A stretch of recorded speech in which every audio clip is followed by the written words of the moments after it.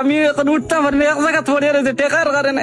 সিলেটের জকিগঞ্জ উপজেলার মানিকপুর এলাকার এ বাসিন্দা হলেন একজন দিনমজুর এবং তিনি বিভিন্ন ধরনের কাজ করার পাশাপাশি গাছ থেকে সুপারি পেরেও জীবিকা নির্বাহ করতেন। বিগত ৩ বছর আগে তিনি সুপারি গাছ থেকে পড়ে মারাত্মকভাবে আহত হয়েছিলেন।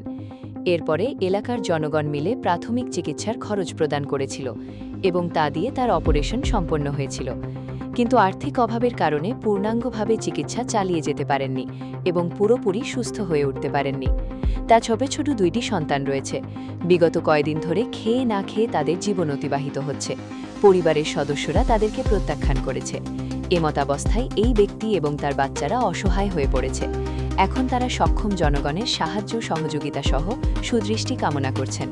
তারা কানাইঘাট ও যোগীগঞ্জের বিত্তশালী এবং সমাজসেবক মানুষদের সহায়তা কামনা করছেন। আমার সাথে বলে গেছেন কি দাদিও বলে গেছে, আমার আব্বুও বলে গেছে,